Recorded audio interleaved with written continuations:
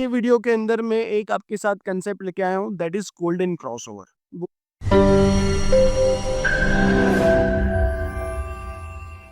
Hello everyone, today is 2 June 2025 Monday.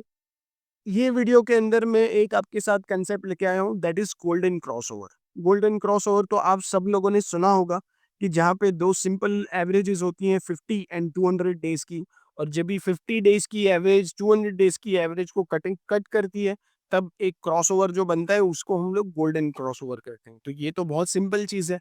Obviously ये तो आप आपके जो भी रूटीन एनालिसिस करते होंगे उसमें आप ये यूज़ करते ही होंगे, लेकिन इसके साथ में मैंने दो फैक्टर और ऐड किए। ये वीडियो बनाने का पर्पस एक ही है कि जैसे आप क्रॉसओवर की कोई भी आपकी क्वेरी या स्टडी आप यूज़ करते हो, सम टाइम आपको लगता है कि क्वेरी में रिजल्ट्स तो आते हैं लेकिन उसके बाद स्टॉक घूम जाते हैं। तो वहाँ आप 2 चीज़ें आपके लाइक एनालिसिस के अंदर ऐड कर सकते हो, जो आपका ये जो फेलियर के जो फैक्टर्स हैं उसको बहुत हद तक मिनिमाइज़ कर देगा। कैसे, वो मैं आपको बताता हूँ। आपने गोल्डन क्रॉसओवर चार्ट पे कभी देख लिया, उसके साथ में आप क्या करिए, एवरेज वॉल्यूम को भी यूज़ करिए। ये वीडियो में मैंने क्या किया है, गोल्डन क्रॉसओवर के साथ में मैंने 21 दिन का वॉल्यूम का एवरेज लिया है कि जहाँ पे कोई स्टॉक ऐसा हो जहाँ पे क्रॉसओवर भी बनता हो, गोल्डन क्रॉसओवर भी बनता हो, और जिसमें 21 दिन का वॉल्यूम जो एवरेज वॉल्यूम है वो भी मुझे ब्रेकआउट मिलता हो। इससे मेरी क्या होगा कि मुझे एक थोड़ी लिक्विडिटी वाले स्टॉक्स ज़्यादा मिलेंगे, मेरा एक्यूरेसी और एक स्टेप थोड़ा बढ़ जाएगा।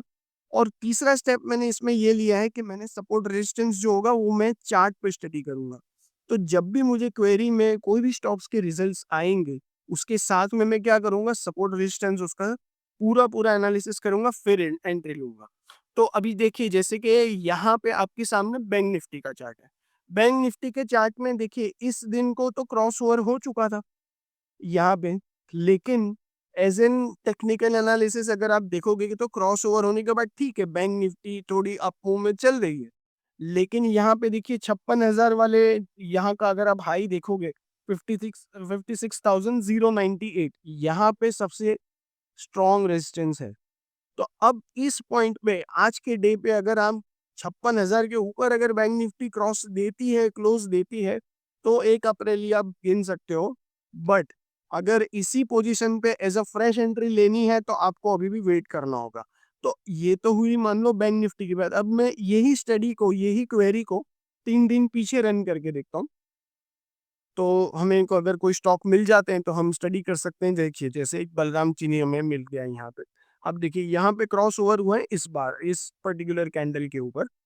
अब यहाँ क्रॉस ओवर होने के बाद मुझे एक चीज़ पक्की पता है कि यहाँ इस कैंडल का जो हाई है 605, यहाँ इसका स्ट्रॉन्ग रेजिस्टेंस है।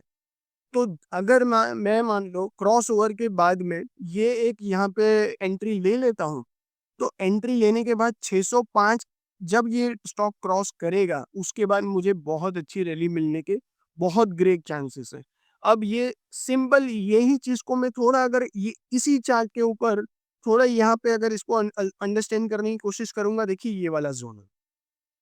तो ये मुझे काफ़ी अच्छी रैली मिली है यहाँ पे। ये तो जस्ट मैंने आपको एक एग्ज़ाम्पल के लिए 3 दिन पहले रन करके देखा, अगर मैं मान लो 10 दिन पहले रन करके देखता हूँ, तो मुझे कोई रिज़ल्ट्स नहीं आ रहे। तो इसका मतलब ये है कि आपको एवरी डे इसमें रिज़ल्ट्स नहीं आने वाले।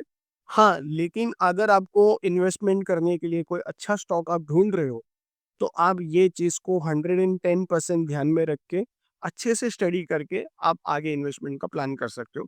और ये क्वेरी रन करने के बाद चार्ट पे सपोर्ट रेजिस्टेंस को कैसे प्लॉट करके कैसे उसको अंडरस्टैंड करना है, तो जो नीचे नंबर्स आपको दिए हैं, वहाँ पे आप कॉल करिए, कनेक्ट करिए। ये क्वेरी आप ले लीजिए, this is a free of cost query, और इसका एनालिसिस करिए, प्रोडक्टिव यूज़ करिए और अच्छे से उसका आउटपुट देखिए। Thank you so much.